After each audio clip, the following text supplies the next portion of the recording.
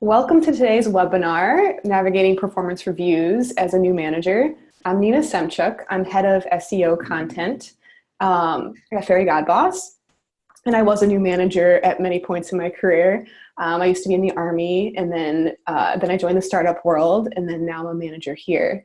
Fairygodboss is the largest career community for women. We have job reviews, we have jobs, we have a community feed where you can ask questions, get answers for any of your burning career questions, as well as parenting questions and productivity and even recipes. So it's where I come. I'm both a user and an employee here, where I get a lot of my questions answered. And today we're going to be talking with three excellent managers that have been working with people in all different stages of their careers, and we will answer all your questions about how to give a performance review, how to structure that conversation, and anything else.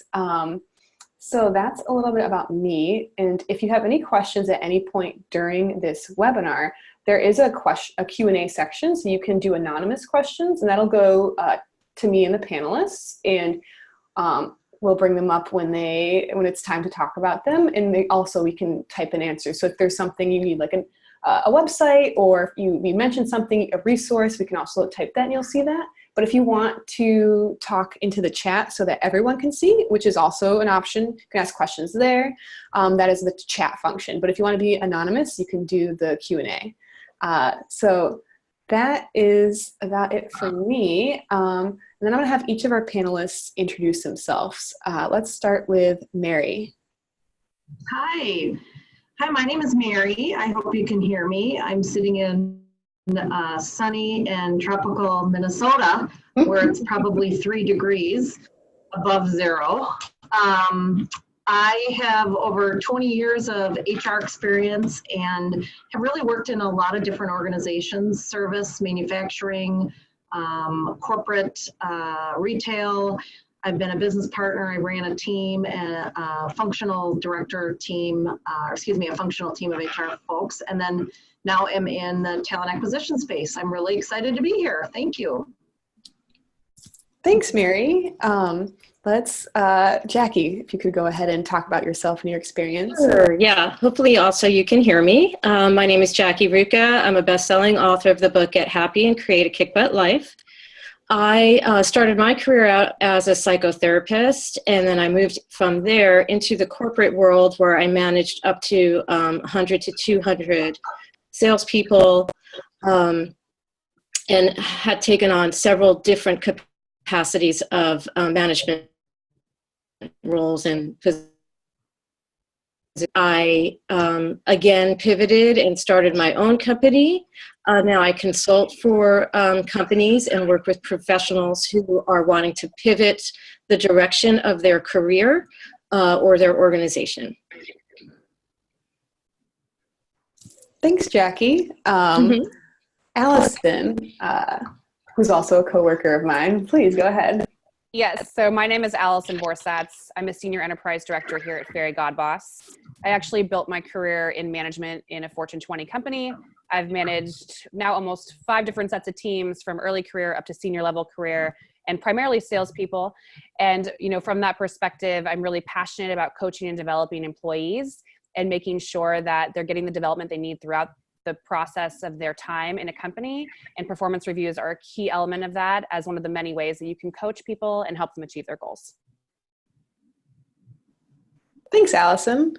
So I thought we would start off with a little bit of the logistics, or how to, we're not going to talk too specifically about writing the performance review itself. That's just, every organization has their own structure, their own format, and can get really technical based on like what questions each organization writes. But we do want to talk about how to approach when you actually speak to your employees, your direct reports. How do you match that with what you wrote? How do you set up the meeting itself? For a lot of people, the conversation part might be the hardest. So, and how to set it. Like, do you send the review right before the meeting, the day before, the week before, so they can look it over? Any thoughts on that? I thought if anyone wanted to jump in, but otherwise I'll just go through each of you. Oh, Jackie, do you want to go ahead? Well, my perspective, obviously, because, like you said, every company is different. I predominantly come from Fortune 500 organizations, so very large companies. So usually the onset of performance review would be an announcement via email. And then so that everybody obviously knew that this was, coming down the pike. And then everyone's name was, listed, and then you would choose the date you wanted to meet with your, with your manager. The template for the performance review template would be sent to you as well, where you, the employee, would fill out your, your achievements for whatever the year, the quarter, whatever, whatever is being under review. Within a certain period of time, and then send it back to your manager and put down the date that, or dates that you wanted to meet with your manager. So that was kind of the, preemptive part to the whole review, kind of setting the stage. Of course, as from a manager's perspective, you as the manager obviously set the tone for the actual meeting. I personally feel that the most effective approach to having conversation when you're doing a performance review is obviously to tailor it and focus specifically on that individual and obviously their achievements. And, I hate to say have your talking points, but be prepared to have your talking points. And I believe in order to start a meeting, you always want to start off with the positive. It actually has a effect on the brain, and a positive effect on the brain when you start with the positive, because that also sets the tone for a positive meeting as a whole. So that's, my perspective, again, from where I stand as a manager and my experience with doing that with lots of employees. Yeah, that is, maybe we'll get into a little bit about, a little bit later about how to structure it if you're not giving great news, like when does that come up? But I do, Mary, how about you tell us how you, what you've seen work or what your personal preference is when like setting up and getting ready for having that conversation. Thank you. Jackie, good ideas. I think the three things I think about when I think about performance reviews in the time that I've managed people and been a leader of a team that, had to be helping leaders manage people and give performance reviews, it really all starts and ends with having good goals. Many of us have heard the term SMART goals, but when you start with some good goals, it makes the actual review process, in essence, a little bit easier because you've calibrated on what is expected of the person, what are the actual outcomes.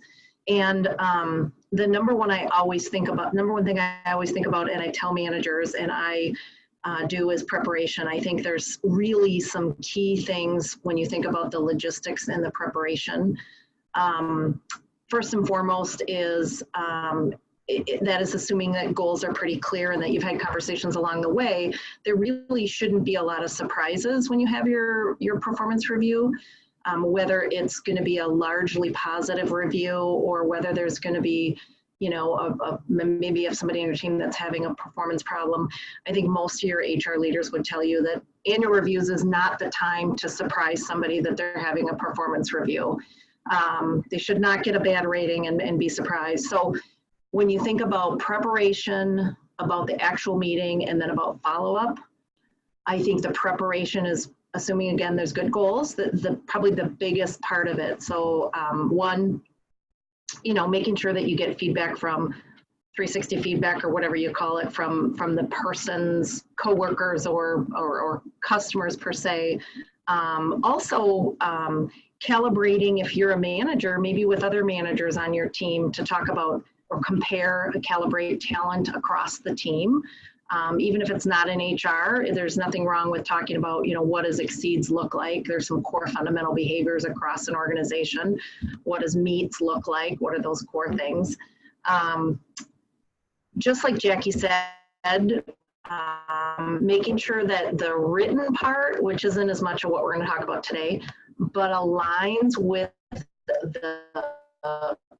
the Jackie mentioned the script, the bullet you are with the written part, and it aligns with the part you're going to say. The better off and the better off you're going to be, and the more clarity and the more comfortable you're going to be. And then I would say practice, literally practice. I've had managers that have been managers for a long time say, not sure how I'm going to talk about this one topic. Can you sit down with me and help me? And absolutely, it's all about preparation. And the more you prepare in the up front, the better it's going to go on the actual conversation. So to echo what Mary said, a piece of advice I got a long time ago when I first became a manager was no one should ever hear anything for the first time in their performance review, especially if it's negative. So those conversations should be going on all year long. They should be being documented.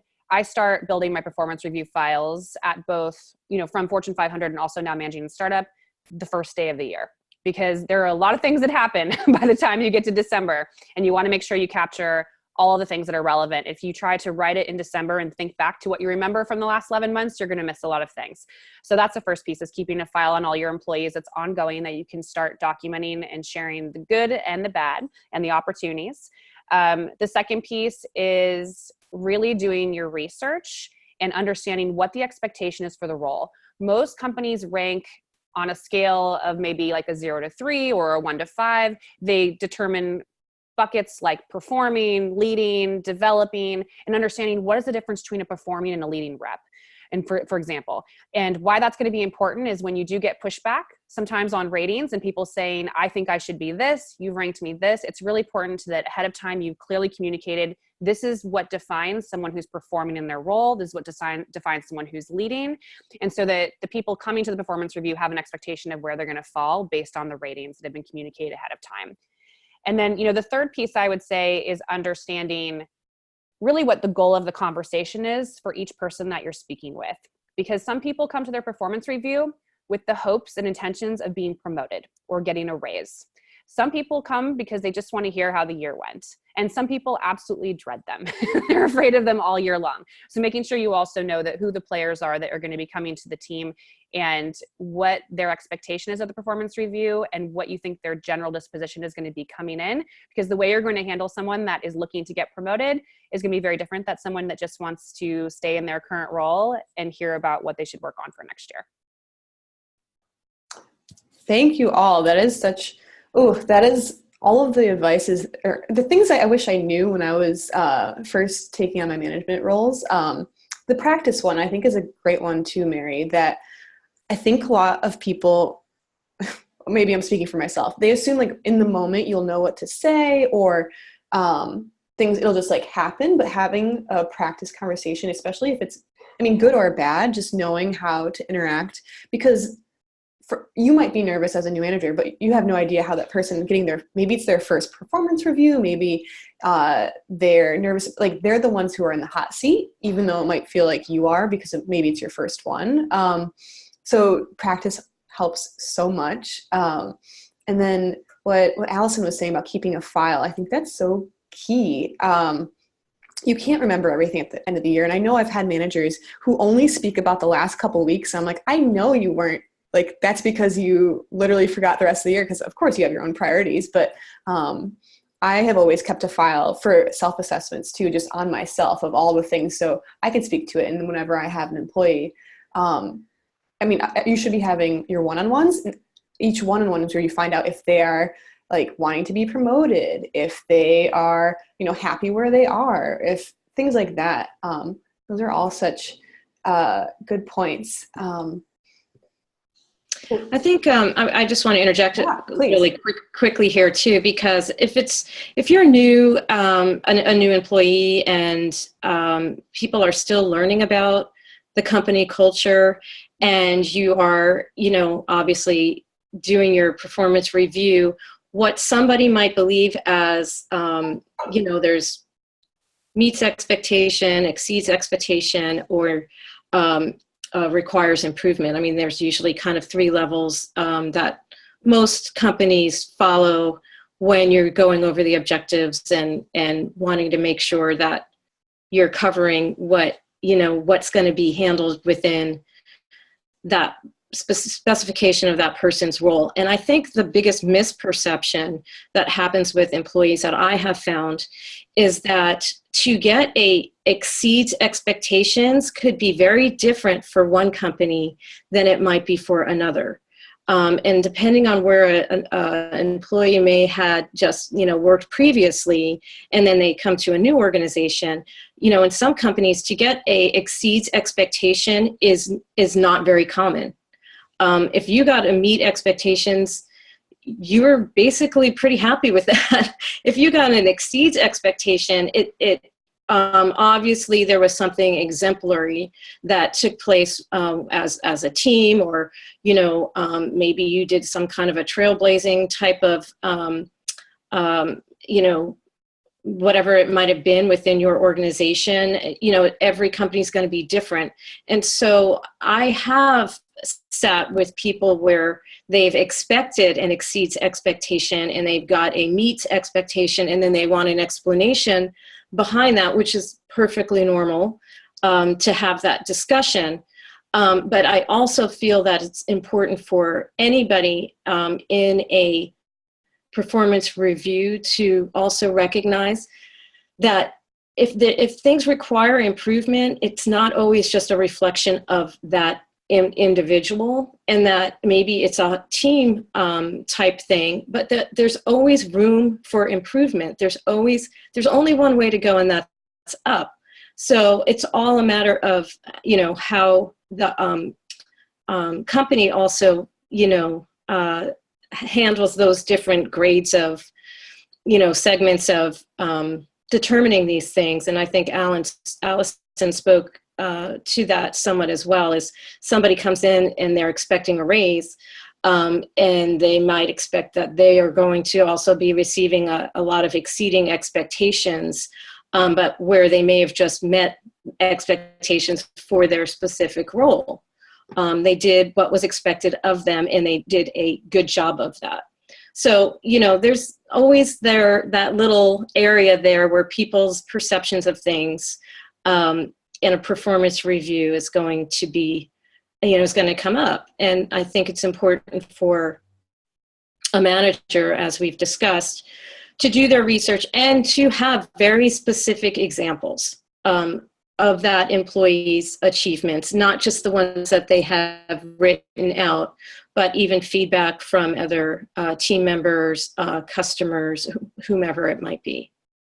Yes. Yeah, that's such a good point, Jackie. It's like, it shouldn't be, I think it speaks to what we were talking about, of nothing should be really a surprise. That is the best, good news or bad news, hopefully not a big surprise. Like, someone who's a good performer should know that, someone who's underperforming should know that, but also just knowing what that meets expectation or doesn't meet or exceeds, what that looks like. I know that's always such a fuzzy area, or can be such a fuzzy area for so many places, that if your employee is coming in thinking that, hoping rather than knowing, that's not great. You don't really want that. We do have 2 questions. This one, the first one makes sense for this conversation, but what's the best way to handle giving negative feedback? I really like my employee and I don't want to hurt their feelings. So having those conversations. Who wants to jump in on that? I can take that one. So the first thing is, and I think you have to think about this at a high level, you have to separate the person from the employee. You may have employees that you love that need a lot of improvement, and you may have employees that you don't particularly want to have lunch with, but they're great employees. And so the first thing is, you as the manager have to separate the emotional piece out of it, and you have to make it about the facts. And the language you use is going to be really important. You want to stay away from words like always and never. You want to stay away from kind of accusatory statements. So saying something like, you always run late on your project deadlines is not going to sit well in an employee review. But if you say something like, hey, when we were working on the project for this customer, the expectation was that you were going to finish your piece by January 15th. you weren't able to complete it until January 30th. And because of that, the project was set back by 2 weeks. And this was the impact. If you make it about the actions that happened and less about the you did this, then I think you're going to have a much better response. And the other thing you have to do as a manager in this situation is you have to realize that employee reviews are emotional. People are wanting to do well at their job. They want their managers to be happy with their performance. They usually want a raise. They want to be promoted if that's the case of the track they're on. And so really keeping it as data-driven and focused on the facts of the situations that you want to address and less about the behavior of the employee. Yeah, I couldn't agree more. I don't even think there's no summary better than that, Allison. That was great. I think your point about taking notes along the way, I sometimes coach managers as their HR person to show them, if you've done that work along the way, that really you're very prepared for annual review. You've done the annual review over the course of the year. And by then, it's easier to not get swept up in their emotions and to be able to give them, as you said, facts and data. You know, back in August, we talked about this. In July, you did a really nice job here. In October, we talked a little bit about this, and there's an opportunity for you to improve in that. If you can try to separate yourself, not that you can't care, but just, and use the data, and you have that annual kind of, and you have a whole year's worth of data, and maybe it's only, 12 conversations, but it really does help you feel prepared and calm when you give that feedback. We all can sit here and say feedback is a gift. It's, it's all of that kind of stuff, yes, but the less you say and the more prepared you are, the easier it's going to be. I agree. I think all those points are really important, and I also feel that if in order to better tackle emotions in a performance review is to try to encourage a growth mindset. So for example, you may have an employee who's really very skilled and excellent at their job, but they may not make a great teammate. So, so there are those type of nuances that you can gently share in a manner so that you can then put together a plan with each other to better facilitate and work a plan together of how that person can then improve upon that, so that you're not really speaking to you did this or you didn't do this. You are focusing on you are excellent and very good at your job, and I, we, the organization, really noticed how you are an important person on the team. However, communication seems to be lacking as a team member, and it would be important to improve upon that. And let's put a plan together to improve upon communication with the team, so that you're not really speaking to, the emotion that might be happening, but you're speaking to the behavior, because there's the person and then there's the behavior. And you're speaking to the behavior, you're not speaking to criticism of the person. There's a difference. And people have a tendency, you could give somebody 10 compliments and maybe one criticism, and what usually stands out in their mind the most is the one criticism. And the goal, like I said, is to focus on the positives and the areas of improvement and putting a plan together moving forward, so that that person also recognizes that they are not alone. You're there to help them succeed. That's really, that's what a manager wants to do. You want to encourage leadership and help them to succeed.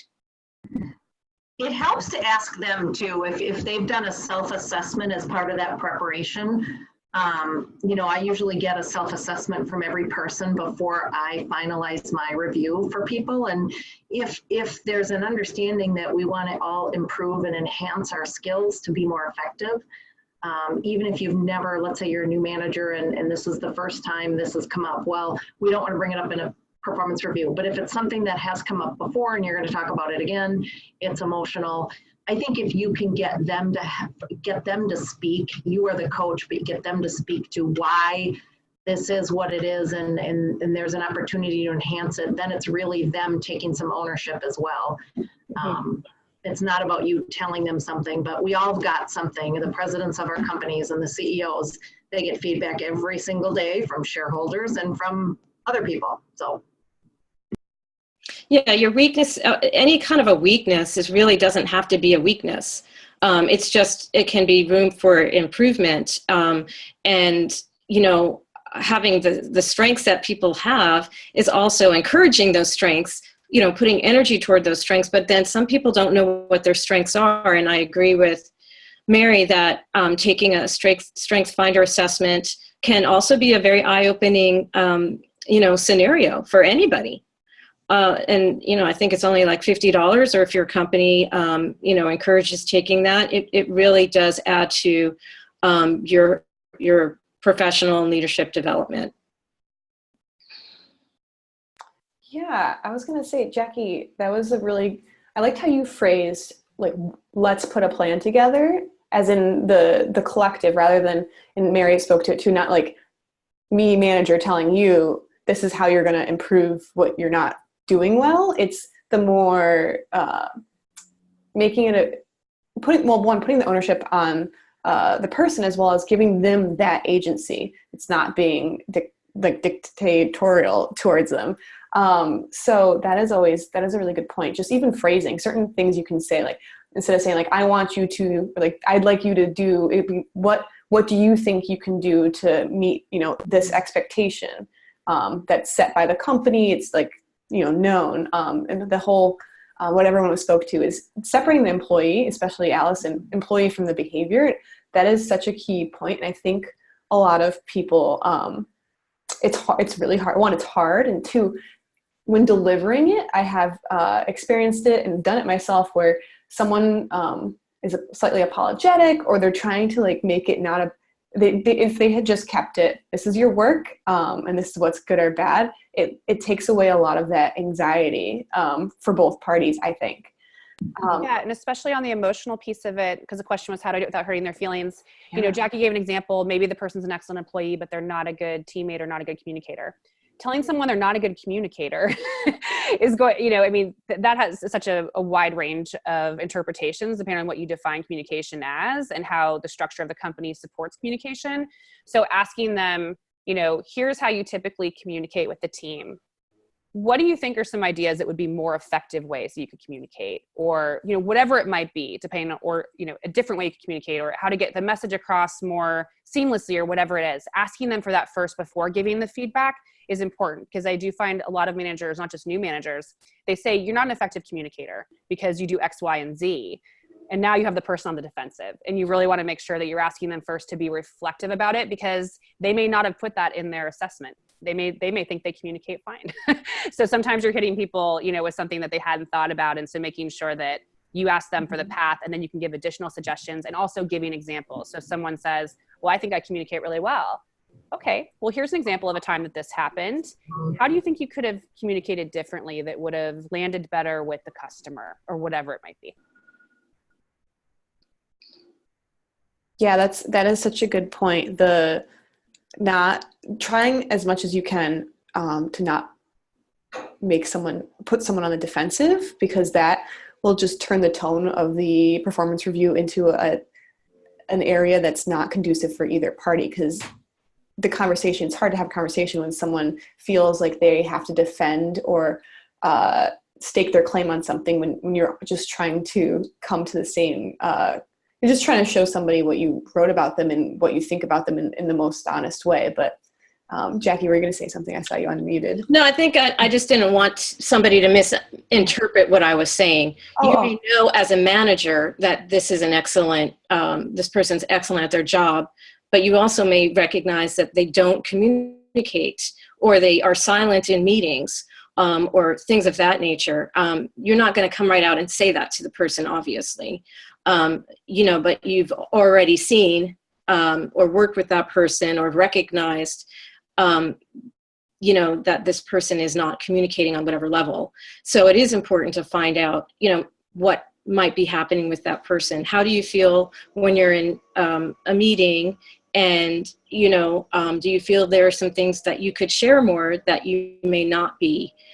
Some people are shy. Some people have, you know, everybody has personalities. But there are also issues in the company culture, or things could be happening that you might need to be aware of. So when that person is sharing with you, you know, they are sharing something from their perspective, and there could be something happening within the organization that you may not be aware of. So these are things to take, you know, note of, and also recognize that, you know, there's always a two-way street in a team, you know, scenario. So that doesn't necessarily mean that person may not be a good communicator, but it also may mean why they're holding back. No, that makes a lot of sense. Thank you all. We have a number of questions. So the next one is, as a new manager, how do you approach performance reviews with individuals who used to be your peers? This is a tricky one, and definitely a good question.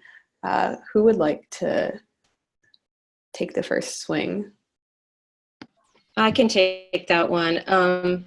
You know, I think it's just as a whole, rule of thumb is you never know who's going to be your boss again. You never know who might be your next boss or who might be your next manager. So it's always important to hone in on your leadership skills. It's always important to be as professional as possible, because, you know, yeah, your peer, your competitor may end up being your next manager.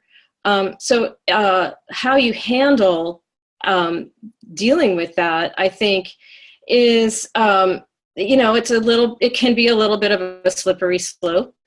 But I think when the tables are turned, and you are just being as professional as possible, and again, not allowing your personal emotions, you know, get in the way of that. And you do have, you know, like we spoke of, your specific talking points and things that you need to obviously cover within your performance review, and that you've been, you know, putting together in your file over the year. Then if you feel prepared and proactive, then the personal part of it is, you know, doesn't have to be heavily weighted. That's exactly right. And the other thing I would say is you need to be confident in yourself. And it's very hard to move from a peer position to a manager position, especially if you might have had a really great working relationship, or even been the kind of person that you went out for lunch together and you really enjoyed them as a friend outside of work. So I think you really have to be confident. You are in the manager seat now. And so the more you prepare, the more you'll be ready for it. And also, again, just coming back, you're keeping it to about their performance. Even if you still are in a position where you're managing someone who you've been friends with in the past, or if you're managing someone who might have 20 years more experience than you, there's a lot of different things that come into the workforce, and making it about the data and just being really prepared for it. And get their self-assessment, and make sure you get some feedback from other folks. So together, that data that Jackie talked about will be helpful. Yeah, I think the feedback from maybe it's customers, clients, or peers, that is also helpful if you think that you might be argued with, or that the person won't think that your assessment is, it helps solidify what you're saying when you get more of a holistic view. But yeah. I think, you know, one thing from you know, a psychology standpoint is the number one thing that people really want is to feel understood. They want to know that they are being heard and that they are feeling understood. So it's really important when you are having a conversation, you know, about someone's performance, that you recognize and listen and let them know and echo back what it is that they are saying back to them, so that you heard them correctly, and that you can then clarify on, you know, if there's something that you didn't hear correctly, so that you can then better address it. And so that is just, being professional. So what I hear you saying is you feel that based on XYZ, you should have received XYZ. And yes, this is what, yes or no, what I meant was XYZ.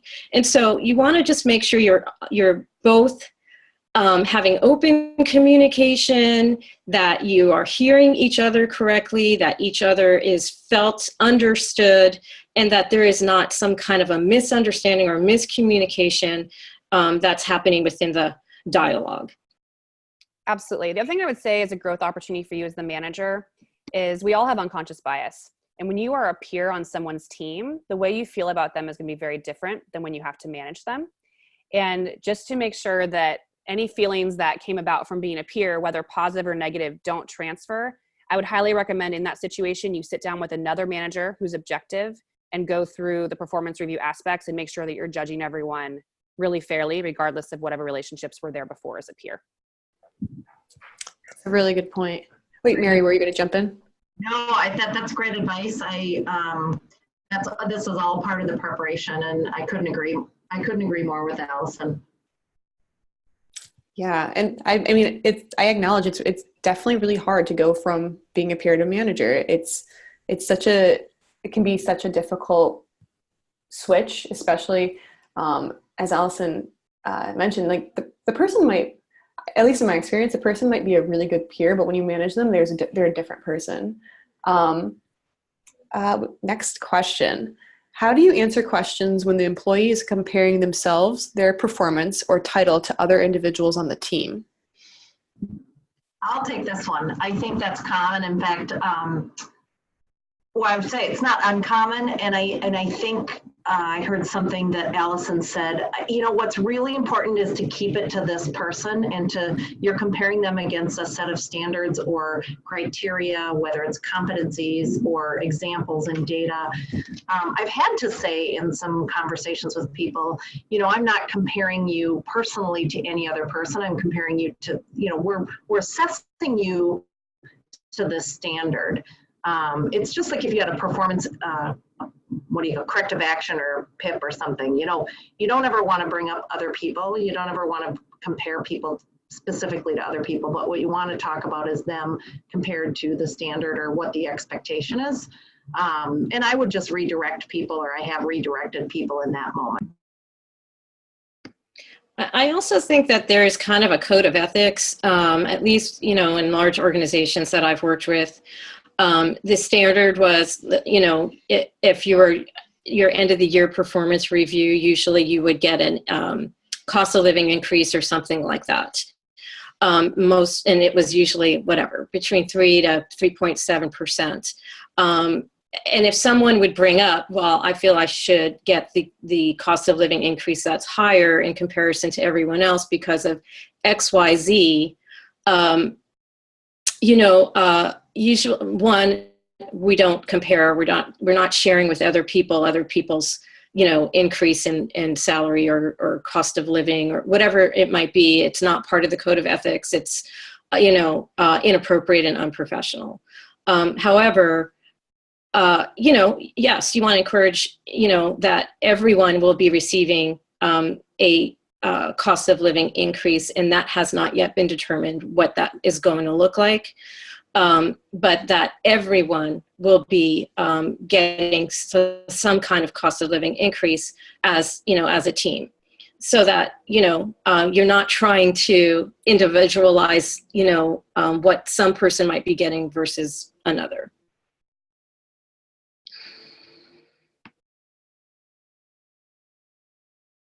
Yeah, I think this question also speaks to if someone maybe is asking like why someone has this title versus they have this title, but maybe they have the same job duties or responsibilities, at least in that employee's eyes, and they're wondering why they don't have that title. If anyone could speak to how to steer that conversation or how to negotiate that. I'll take that one. So titles come into play for a lot of reasons, and at larger organizations, they're usually more standardized, but as you get into smaller organizations, sometimes people allow you to choose your own title or whatever it might be.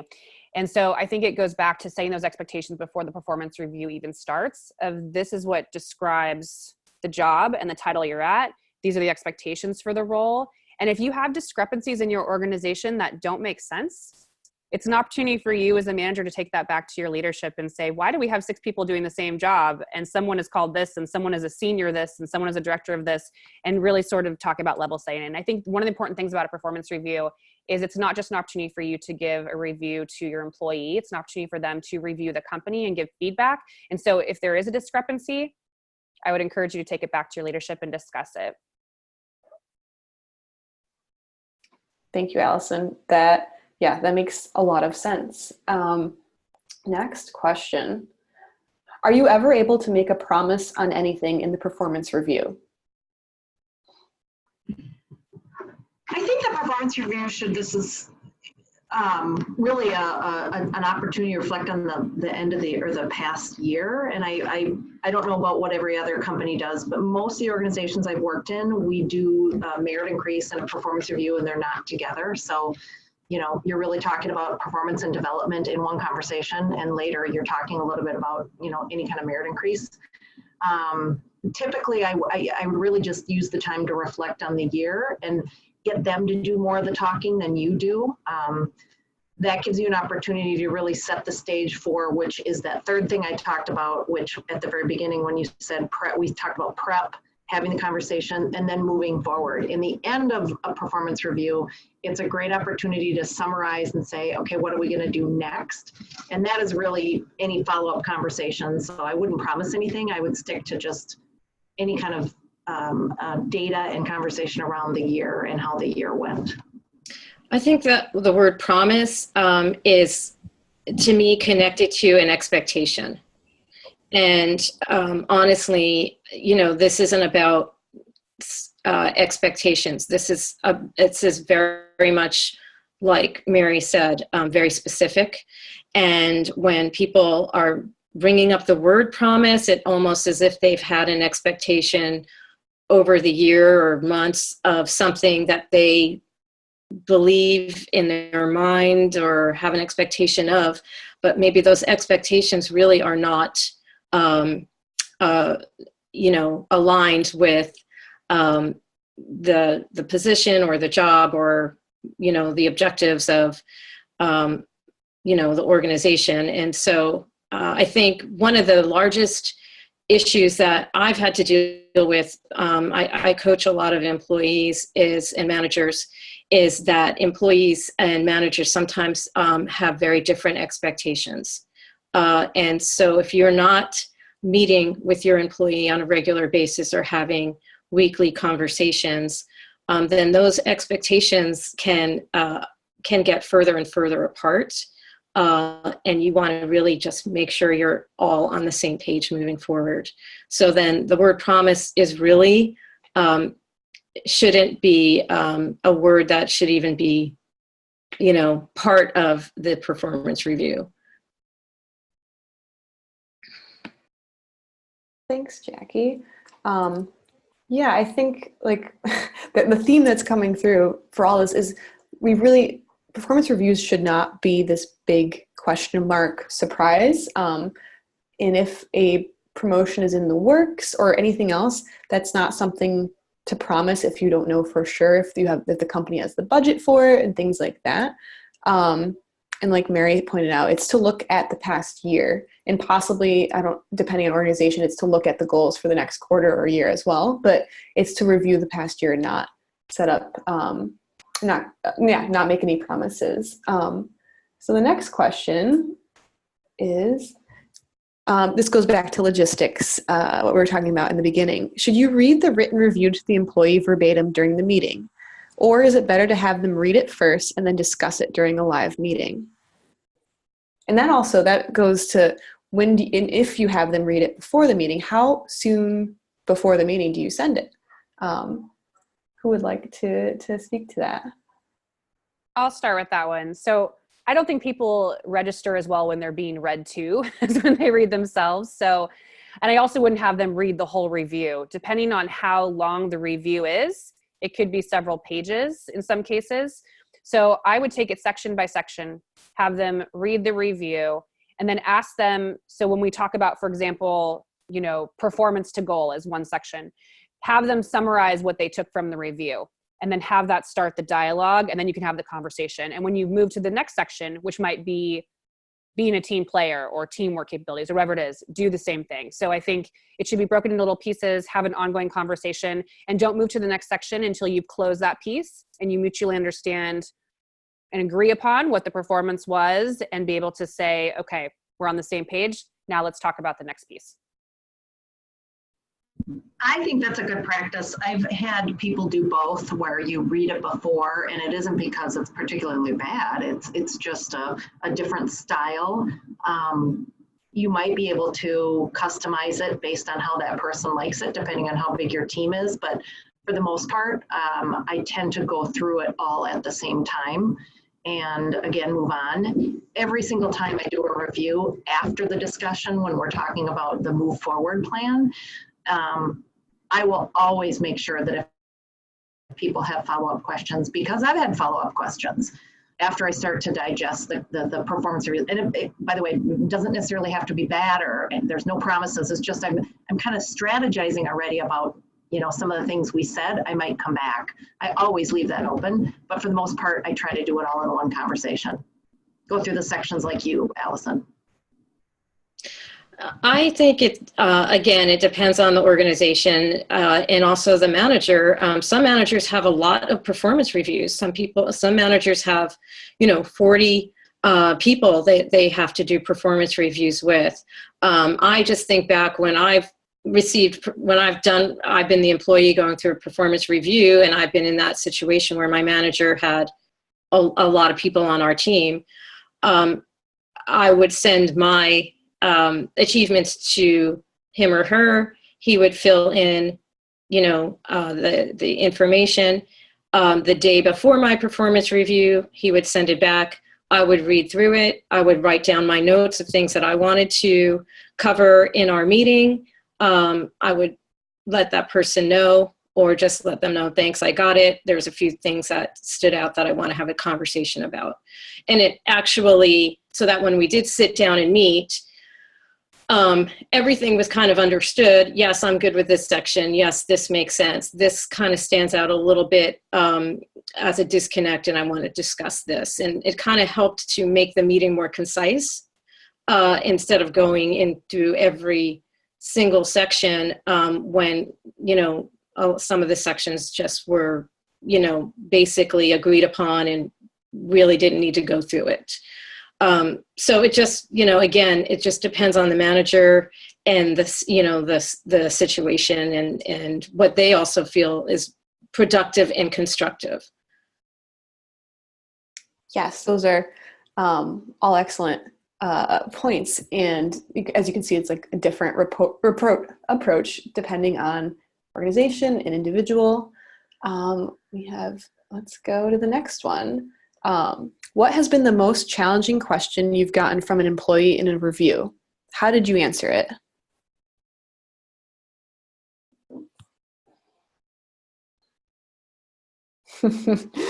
We're all thinking here. I'll share something quick. This also ties into something I did want to discuss if we had time, about what happens when someone's really emotional. I did have one of my, in a previous position, one of my direct reports asked how long, I shared some feedback that I'd shared all along the way, but there was some kind of disconnect where she thought it was resolved. So I had a question where she asked, how long have you been thinking this? She challenged me on communication. And it was a difficult conversation, and she was crying throughout it. And the way I handled it was to hand it, we had tissues, I handed her tissues, but I could tell, stopping to really focus on the emotions would have been bad at that point. So we had a conversation as if what was happening wasn't happening. And then she was able to gain control of herself, which if she needed a moment or wanted to leave, that would have been fine. And then, yeah, it was a hard conversation because there was definitely like a communication disconnect between us, and what I was saying hadn't been received all along the way. And then it made me realize the way I was communicating it perhaps wasn't the best. So now this isn't like the clearest answer to that question, but that was a really challenging it was a really challenging moment in a performance review that I did, because I thought it was clear. So I didn't come in thinking there was going to be so much pushback, and there was a ton of pushback. So yeah, that's my instance. Oh, I am sorry you had to go through that. That can be very awkward and uncomfortable. I'm just going to go back to the original question about what was the most difficult question you've received in a performance review. And that question was, the person at the time was interested in wanting to take on more responsibility. And unfortunately, there really was no opening for what this person was aspiring toward within the organization at the time. Now, that can also be a little bit of a slippery slope, because you don't want to lose a good employee and somebody who is a high performer, but you also don't want to deflate them with wanting to look for a position elsewhere. And so sometimes just being direct and honest is, yes, I understand that you want more responsibility, and, at the moment there is not an opening. That doesn't mean there may not be an opening, or there could be an opening in another part of the company. And I encourage you to take a look at that, and I will support you in any way that I can. But at the same time, in the back of a manager's mind, you're also thinking this person may be looking for a position elsewhere. And so that's always a possibility that can come up in a year-end performance review, because, they've may have had really excellent performance throughout the year, and over the years, not just this past year. To a point where if there's no room for growth within the organization, that could be a possibility, that conversation at some point or another is going to come up. I've got a bit of a controversial one here. So I started my management career as a young woman, and most of the teams that I was managing, I had people on my teams that were anywhere from 5 to 25 years older than me.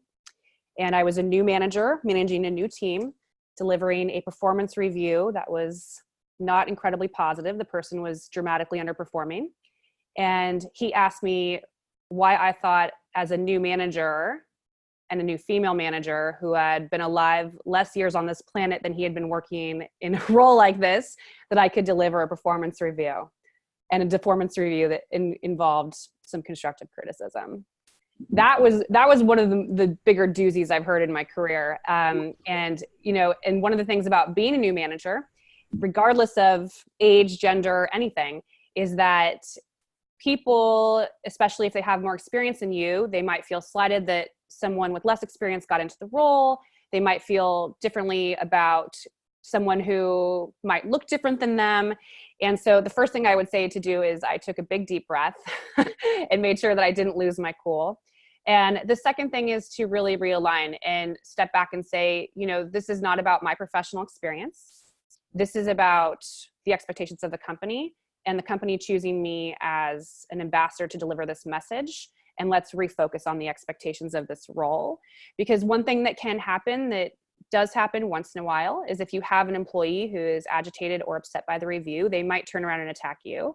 And it's not a great situation. And I'm not going to say it doesn't happen, though. And so just be prepared to take a deep breath and bring it back to the focus on the results and the expectations. And that whether they challenge you as why you're in your role, or they challenge your communication style, or whatever it is, just understand it's a reaction and it's not personal. And don't take it home and feel like, oh my gosh, I'm not going to be a great manager, and then my team doesn't believe in me. Again, this is an emotional process for people, and take it back to the facts and the results. And remember that you're in this role because you were chosen for this role by your company, by your leadership, and they have every faith that you can do this job, regardless of an employee that might be a little disgruntled with their employment review and trying to challenge you on that. Allison, I once had somebody many years ago say in their review, and the review was just fine, you don't, if I remember exactly, they said, "You don't trust me, do you?" I was like, well, I didn't even know where that came from.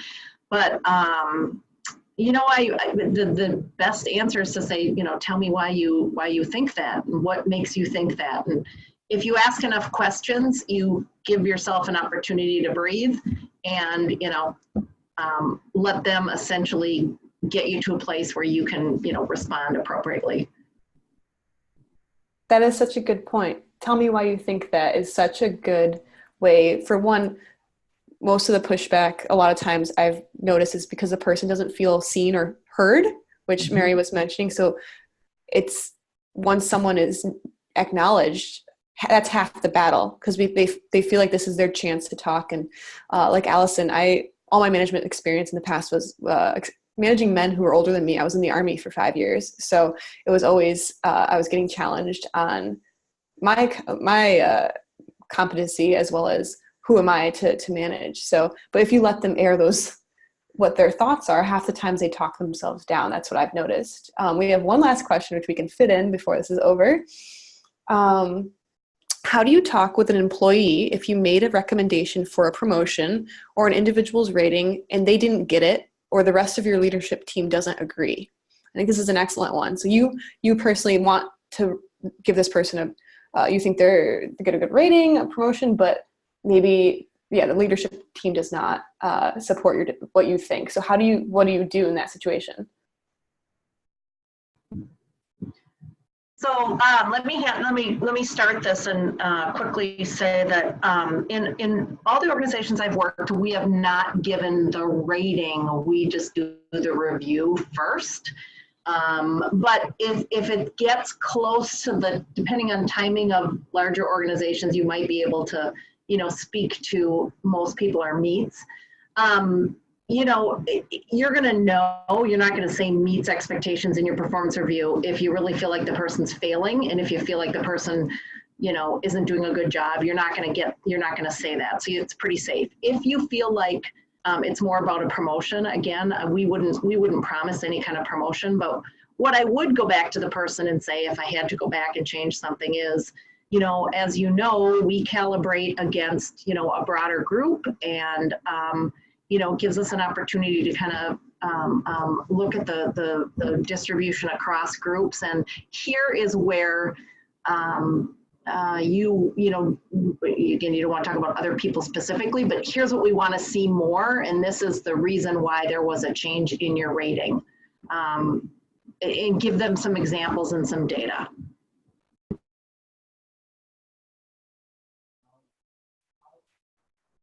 Yeah, I think it also, it speaks to, I think it's that iffy feeling of like, do you tell your person, like, I wanted you to get a promotion, but we just couldn't give it to you, like, or not? No, I would just speak to you if we know what's expected of somebody from going from, let's say, a senior to a principal, or a level 2 to a principal, or a manager 1 to a manager 2, you really have to understand with each job what it takes to go from one job to another. And that's what you're anchoring your conversation in. So if you say to somebody, to get promoted, you need to be able to demonstrate X, Y, or Z. I wouldn't promise any promotion. I would say, promotions are reviewed twice a year, and, we look at the demonstration of these criteria, but let's talk about the past year and we'll get back to you later on that promotion. Yeah, that's a really good point. You also that's a conversation you have with the leadership team, and then it doesn't get to the employee, because that shouldn't be something you communicate until you figure out what's going on. So if it's you thinking the rating system is wrong, or if it's them not agreeing, that should be private. Yeah. That just about wraps up our time. Thank you so much, everyone who joined us and asked such excellent questions. And all the panelists, thank you so much for sharing your wisdom and your guidance. This will be on YouTube, so if you want to share with anyone, you can go to fairygodboss.com and our YouTube channel, and we also will probably be writing an article about this, sharing some of the advice.